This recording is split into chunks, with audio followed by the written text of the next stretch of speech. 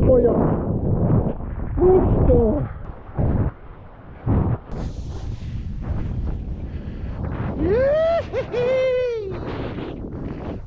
Salut les amis, alors là ça va être mes premières impressions, donc c'était à l'occasion d'un démo day qui durait 2 jours. Donc le setup que vous voyez c'est une Blackbird V3, 8 pieds de long, 22 de large, 145 litres. Alors c'est une planche que je n'ai pas trouvée sur le site d'AFS, je pense que c'est une sorte de custom. En ce qui concerne le mât, c'est un mât 80 cm UHM et la front wing c'est une Enduro 1300. L'aile que vous voyez c'est une Diamond UL de 7,3. Donc c'est une aile faite pour le light avec des espèces de fenêtres en X-ply, des poignées rigides. Alors si vous êtes une marque et que vous regardez cette vidéo, je cherche des partenariats pour tester du matériel.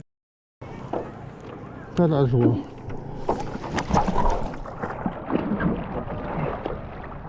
Alors la stabilité, franchement, pour l'instant c'est pas trop dégueulasse. On n'est pas trop mal en termes de stabilité. On va en me mettant un peu au large. D'accord. C'est quand même... Il y a un petit peu de vague. C'est déjà bien pour tout à l'heure.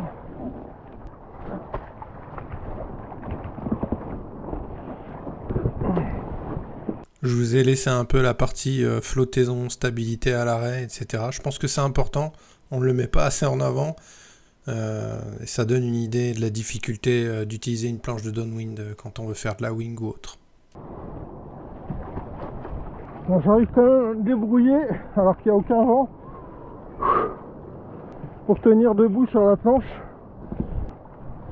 Un petit peu de vague, un petit peu de houle.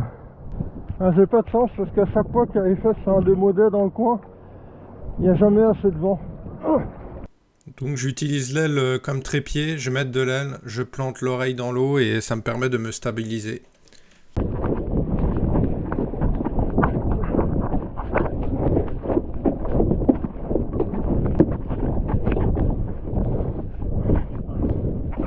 Oh là, putain, incroyable. Oh putain, incroyable, j'ai réussi à voler. Donc sur cette session là, il y avait entre 6 et 8 nœuds, grand maximum. J'arrivais même pas à voir les risées sur l'océan, c'était limite, je me demandais si c'était pas des courants plus que de la risée, tellement qu'il n'y avait rien de visible sur le plan d'eau quoi. Oh putain. Oh. Donc là les amis, je suis sur un Enduro 1300. Je l'ai plugué sur mon foil gong, alors c'est un mètre 80 UHM. Alors de mémoire, j'ai pas parlé du Stam, mais c'est un HA43. Je vous mets une petite vidéo pour que vous voyez à peu près la taille des vagues, c'était minuscule. Hein.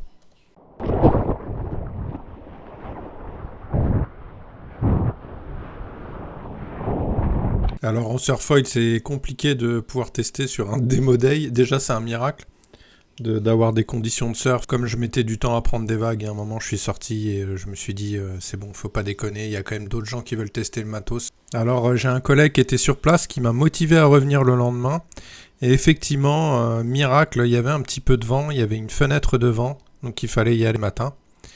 Et du coup, là, c'est le jour numéro 2 où j'ai pu tester du matos un peu différent. J'ai une D-Light de 5 mètres avec un boom. Et la planche c'est une Whitebird Midlands. Alors je corrige parce que j'ai dit une bêtise dans la vidéo. 85 litres, 5,8, 20. Donc on va tester ce que ça raconte. Ça risque d'être un peu chaud. Donc là au niveau des conditions, il y avait 15, 16 vraiment sur les rafales. C'était très rafaleux. Au niveau du foil, je suis sur un Enduro 900. Ouh. Oh là. Ah, je sens qu'il va falloir une rafale pour mettre debout sur la planche. Parce que là, c'est un peu extrême comme setup pour mon gabarit de 85 kg.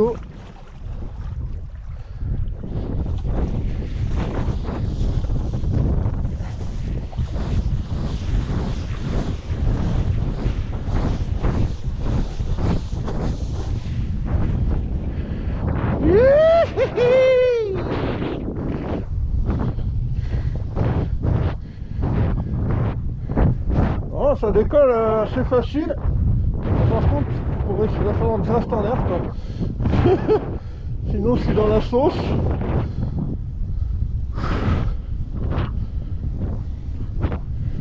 Alors, on va un peu cibrer.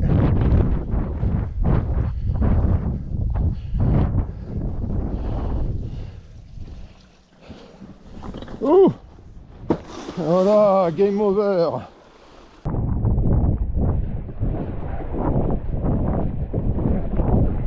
Je vous ai laissé les parties décollage pour que vous ayez une idée. Alors, le vent était quand même assez asthmatique par moment.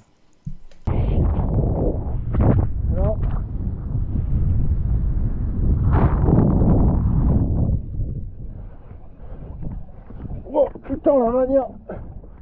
Ah ouais, là j'ai été surpris. Donc j'ai été surpris parce que le foil a plus de mania que ce que j'imaginais. Et quand j'ai commencé à engager le virage, la planche elle a tourné trop vite. Et je vous dirai quelque chose aussi en conclusion qui est la raison aussi pourquoi j'ai été surpris.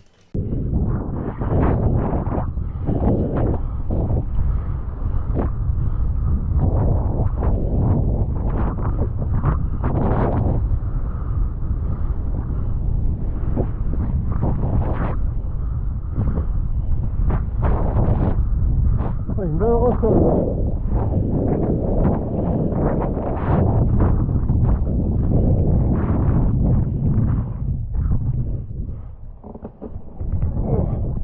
Ok.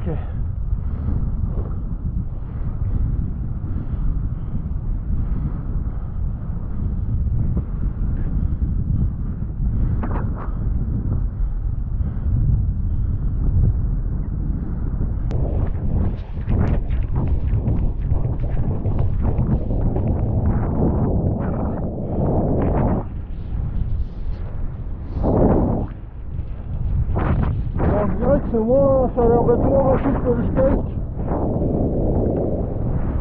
Hi!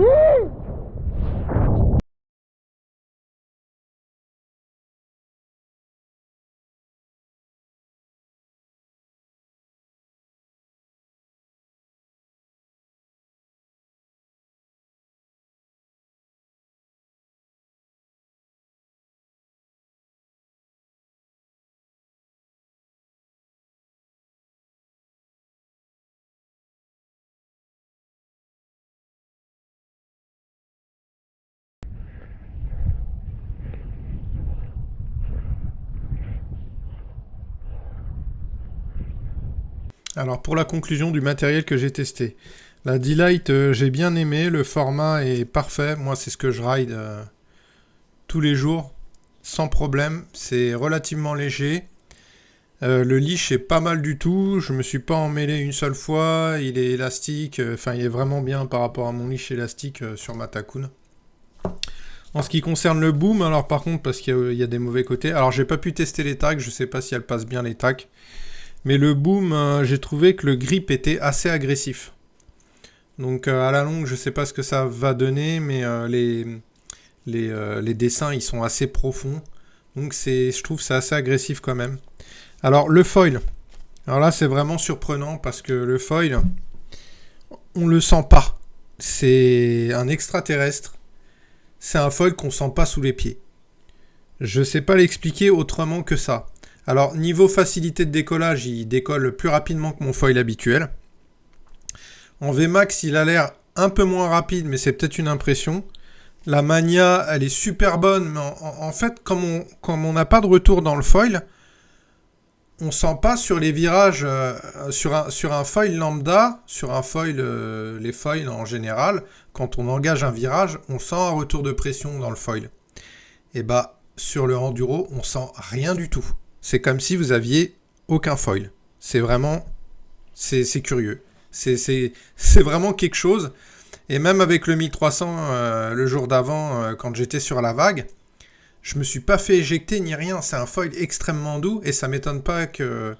Apparemment, ils ont une très grosse plage d'utilisation. Et ça m'étonne pas du tout. Parce qu'on sent rien du tout. C'est d'une douceur. C'est une douceur incroyable. Mais c'est une douceur justement qui On a l'impression de ne pas avoir de foil. Je sais pas le définir autrement. Donc c'est presque en fin de compte une redéfinition du foil, de tout ce qu'on sait sur le foil. Et c'est particulier. Je sais pas si j'aime vraiment. Peut-être qu'à la longue on s'y fait. Mais le fait qu'on n'ait aucun retour d'information dans les jambes, enfin dans les pieds en l'occurrence, et bah c'est un peu déroutant quoi. C'est assez déroutant comme sensation. Alors concernant la Whitebird Midlands, je l'ai trouvée vraiment pas mal. Elle est pas lourde.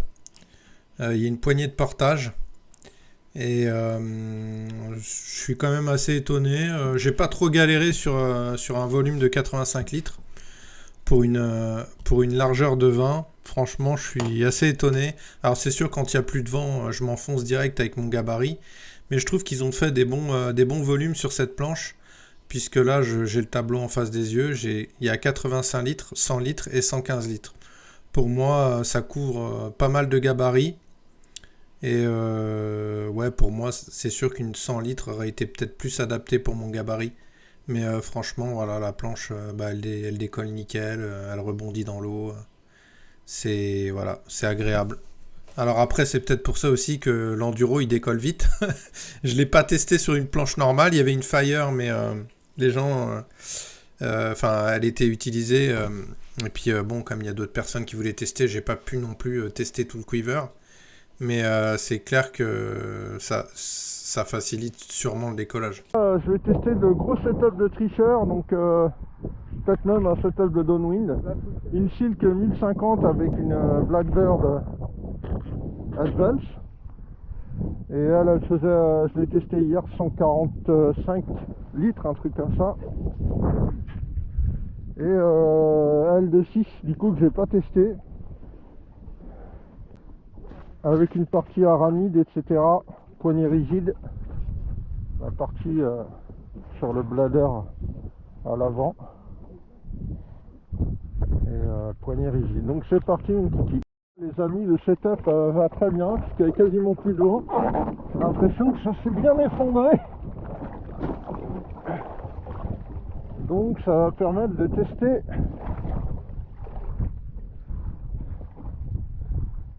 vraiment la place basse pour le coup.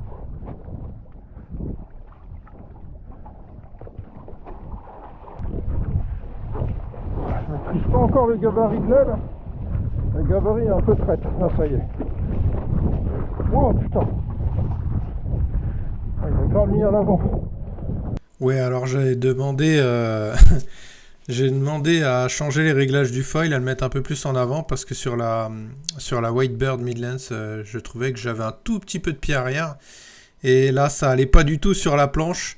En fait, la position en flottaison n'était pas pareille que la position en vol. Donc il fallait que je m'avance quand la planche se levait. C'était un peu contre-intuitif. Et vous allez voir un autre problème dans la vidéo. À cause de ça, justement, le foil trop avancé. Du coup, comme le foil est avancé, il faut que je me... La flottaison de la planche correspond pas au placement du foil dans le boîtier. Là, c'est un peu relou. Putain. Voilà la planche. J'essaye de la... Putain. Voilà, ça y est. Un petit peu de vent pour la tourner. Donc pour moi, c'est clairement lié à une mauvaise position du foil, puisqu'hier, avec le 1300, j'ai eu aucun problème comme ça. Donc quand on avance trop son foil, ça correspond plus au volume de la planche. Et là, comme c'est une planche de downwind, ça doit être encore plus critique.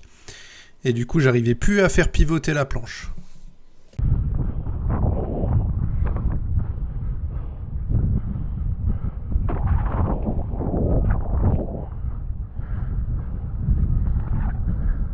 Voilà les amis, c'est la fin de cette vidéo. J'espère que vous avez bien aimé. Si vous avez des questions, n'hésitez pas, je répondrai.